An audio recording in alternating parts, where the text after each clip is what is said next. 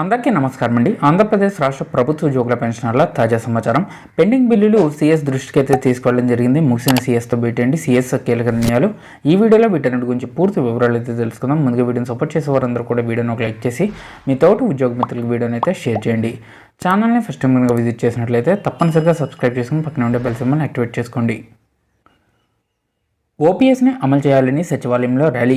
So ఇక్కడ పాత pension విధానాన్ని అమలు చేయాలని కోరుతూ మంగళవారం సచివాలయంలో సిపిఎస్ ఉద్యోగులు ర్యాలీని నిర్వహించారు. ఓపీఎస్ని అమలు చేయాలని నినాదాలు చేశారు. ముందుగా సచివాలయంలో 5వ బ్లాక్లోని సిపిఎస్ ఉద్యోగుల అసోసియేషన్ సమావేశం జరిగిందండి. అనంతరం ఉద్యోగుల ర్యాలీని నిర్వహించారు. సిఎస్ గారిని కలిసి వినతిపత్రం కూడా సమర్పించేందుకు వచ్చిన ఉద్యోగులను పోలీసులు అయితే అడ్డుకున్నారు. దీంతో పోలీసుల వైఖరిని నిరసిస్తూ ఉద్యోగులు రోడ్డుపై బైఠాయించి నినాదాలు చేశారు. వైసీపీ అధికారంలోకి వచ్చిన తర్వాత ఉద్యోగులకు ఇచ్చిన ఒక్క హామీని కూడా ముఖ్యమంత్రి జగన్ గారు అమలు చేయలేదని ఆరోపించారు. అధికారంలోకి వచ్చిన వారం రోజుల్లోనే సిపిఎస్ను రద్దు చేస్తామని సీఎం ఇచ్చిన హామీని మర్చిపోయారన్నారు. అయితే ఇప్పుడు కూడా ఆందోళన చేయకపోతే ప్రభుత్వం ఇప్పటికీ పాత పెన్షన్ విధానాన్ని అమలు చేయదని ఉద్యోగులు పేర్కొన్నారు.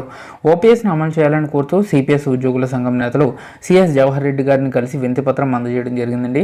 సో అలాగే ప్రభుత్వం తక్షణమే స్పందించుకుంటే ఉద్యోగులకు చెల్లించాల్సిన బకాయిని తక్షణమే విడుదల చేయకపోతే ఉద్యోగులందరూ కూడా న్యాయస్థానాన్ని ఆశ్రయించాలని ఈ సందర్భంగా తీర్మానించారని చెప్పేసి మనకి ఇంపార్టెంట్ అప్డేట్ అయితే రావడం జరిగింది. సో ఇప్పటికైనా ప్రభుత్వం సీరియస్గా దృష్టి సారించి పెండింగ్లో ఉన్నటువంటి డిఏ బకాయిలు, పిఆర్సీ బకాయిలు, లీవ్ అండ్ క్యాష్మెట్లు, మొత్తం ఏపీజీఎల్ఏ లోన్లు, పిఎఫ్ అమౌంట్ అంతా కూడా ఏకకాలంలో క్లియర్ చేయాలని ప్రభుత్వ ఉద్యోగులు భావిస్తున్నారు.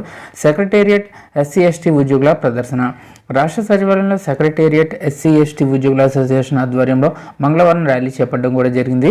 సిఎస్ని కలిసి విజ్ఞాపనాపత్రం ఇస్తామంటూ వెళ్లేందుకు ప్రయత్నించారు. అనుమతి లేదని చెప్పడంతో 1వ బిల్డింగ్కి వెళ్లే మార్గంలో రోడ్డు పైన ఎస్సీ ఎస్టీ ఉద్యోగులు బైఠించారు. కొందరు అధికారులను ఓసీబీసీ ఉద్యోగుల సంఘం ప్రభావితం చేస్తుందని విమర్శించారు.